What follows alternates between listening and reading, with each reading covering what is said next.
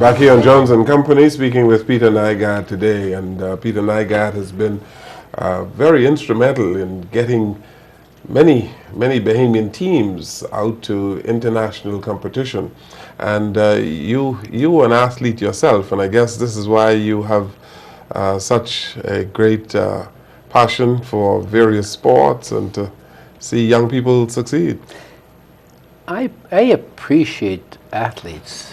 I love sports, but the sports brings out the best in our people, you know. It brings out all of the qualities that we should really have. And so I was born in Finland. We grew up with sports, you know, and all the way down. And our ultimate dream all the time, we were brought up to be Olympic caliber athletes. And I see the same idea here in Bahamas.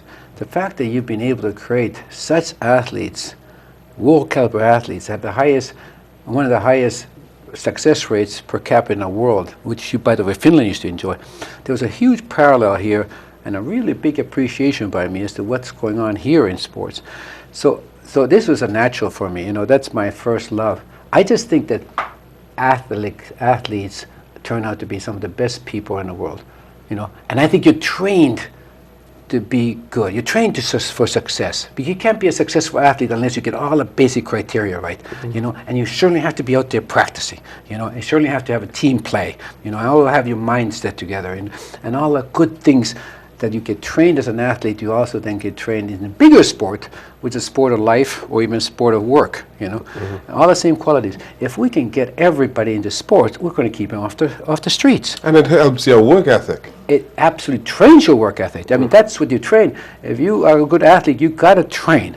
And if you train in work, then you also are going to be good. You know, but then, you know, I'm a hard worker. I'm a hard worker in sports, I'm a hard worker in business every single day. And everybody will say that, you know. And our company's a hard worker. But I think it was trained from this attitude about sports. I met Toriano Johnson, a young boxer, who looks at you as a father.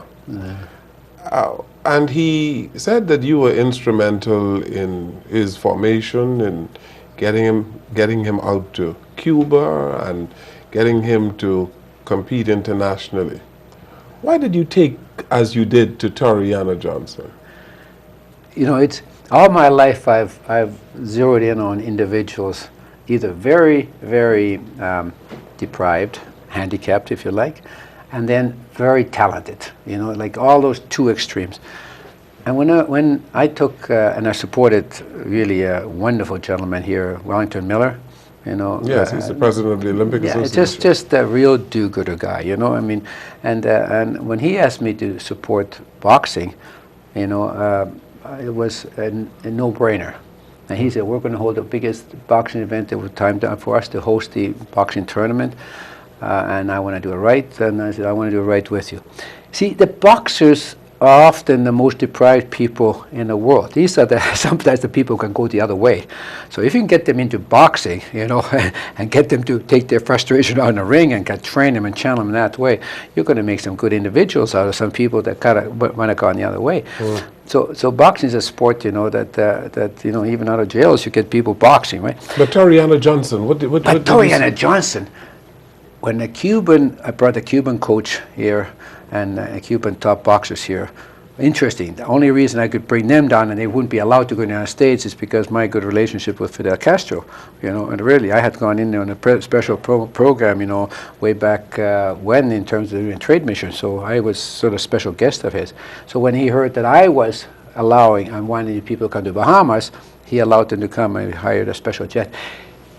The coach, I asked the coaches, check and see out of that group who strikes you. And he picked out Toriano Johnson. You know, he says, that guy's got the skills. You know, I said, that's good. I had my eye on him as well. I was targeting from that someone who could evolve and be the strongest person in there. And then it was obvious choice. So when he come down and I said, what can I do for him? He said, you can send him down here to do, you know, to go in a training school. And I did. You know, he went there, and not only, as you saw, not only came back a top boxer in the world today, a proud representative of Bahamas, but a great individual. He's articulate. He's got his head on right. He knows another language now, and he's going in. He's got that full commitment. So we got a real beautiful person in our hands, and I feel good about that. Yes. I enjoy his successes vicariously through him. Yes, he's a role model. Yes, a role model. That's right. And the Golden Girls, you assisted them greatly. And I recall being on a 3-man committee for the 2000 Olympic Games, and you came up with a whole lot of money. Yeah. You gave us something of a challenge, and we met the challenge, and you delivered. That was interesting, wasn't it?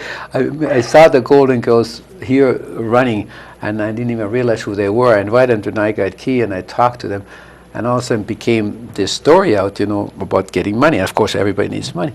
And out of that, instantaneously, spontaneously, the press conference came this challenge. Yes. I challenged all of the Bahamas to raise the money. I'll match all of it. You guys did a hell of a job. You were $225,000 or something. And so you had to match it. I had to match it. That's right. And it was a great campaign, and everybody rallied around that. And wasn't that the year that they won the gold medal? Oh my God, what a thrill. I think that should never be forgotten, what those girls did at that medal. I was there personally. And in fact, we just had Debbie Ferguson last night at Nygard Key. She considers that her home away from home all the time. So, and all of the Golden Girls still come there after all this time. In fact, it's our 10-year anniversary. Anyway, they came and they won that gold medal, which is a dream come true. And then the premier event. There's the premier event for women 4x100 relay, and here's these 4 girls, and actually 5 girls, who made that all happen. Oh, what a thrill that was. Yes. And one of the key things, as Debbie said, is that they ended up working as a team, while the American and the Jamaican teams were individuals trying to act like a team. They were a team, and we had a big pep rally the night before, about teamwork, with those girls. In terms of the overall sports development of the Bahamas, and you are a part of the Bahamas, are you satisfied? What do you see happening, or what can we do to inspire our people and to get them to achieve even more? I think whatever has been done in the last 100 years or 50 years in Bahamas was really good. I mean, look at the results of the athletes that are coming out of here, the results of Bahama rising to the top of the whole Caribbean nation. I think there's a good role model that has occurred over here. It's so important to keep that going. I think any support for the athletic programs should be more, not less. And I noticed that a lot of it's been cut back. It's serious issue now to make sure that the sports part of Bahamas grows and grows and grows. Because that's really one of the really core. And to have sports tourism, and you can have a sports tourism is very important all the way around. Not only latest word is medical tourism, but sports tourism, and to keep that spirit of sports alive. I've been trying to promote Bahama beach volleyball. As a real organized sports, a sport of choice for Bahamas. What a natural sport. Not a lot of money involved with court setups and having to have huge arenas or swimming pools. You can just set up some posts on the beaches that we have anywhere and start playing. And start playing with tourists who will enjoy it. And very much, if somebody's gone to Brazil, you see them there everywhere. Everybody's playing beach volleyball.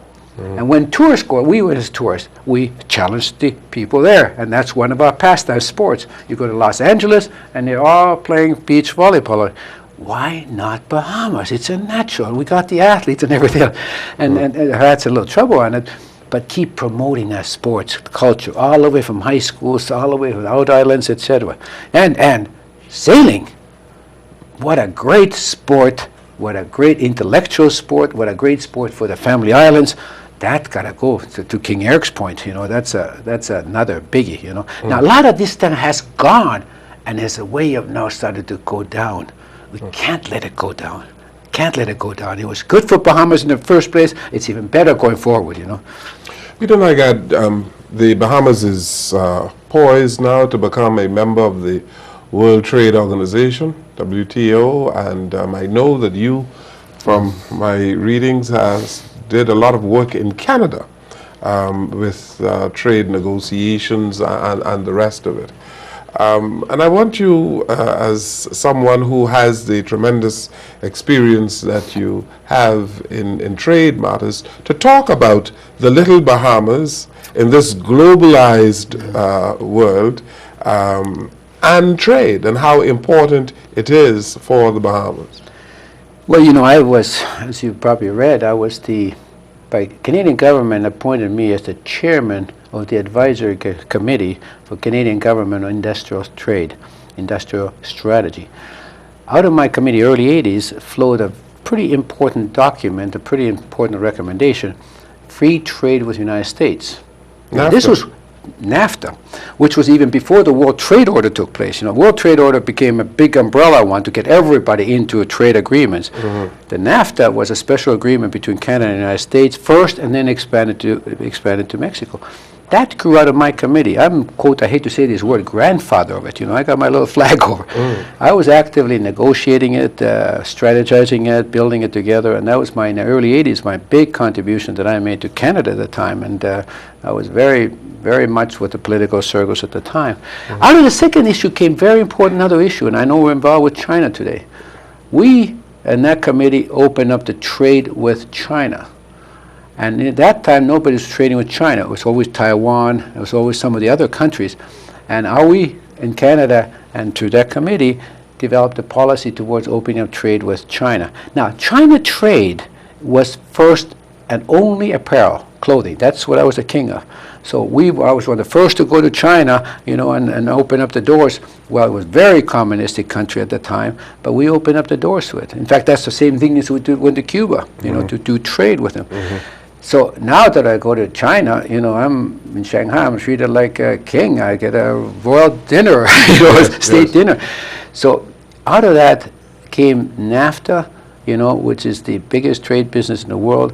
And then, of course, NAFTA and World Trade Order is built around some of the NAFTA principles, you know. I think it's critically important that Bahama joins that, you know. Bahama could join NAFTA in itself.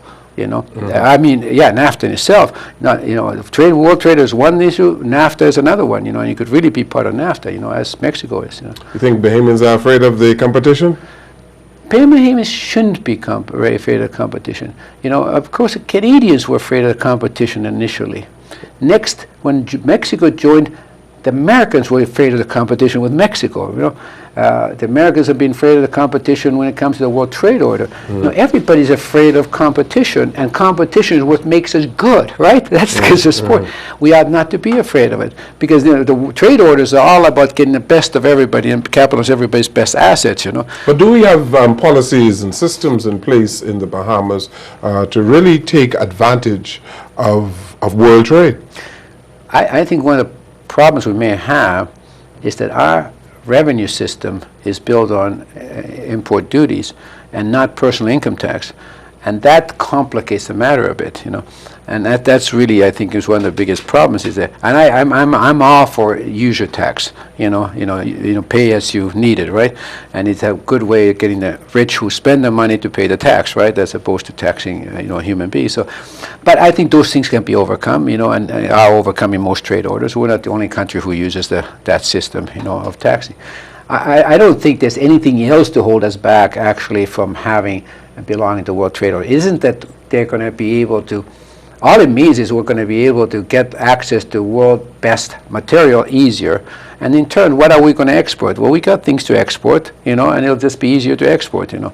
But we're mostly a service industry here, and we need to have a good political background, a good PR out there to be a good service industry, you know. So the World Trade Order for us, you know, it takes on a little different meaning, you know. Okay. When we return on the program in our final segment, we want to talk about the Bahamas as a tourism destination, where it is now and where you think it ought to be going. We take this final break in our program. We'll come right back.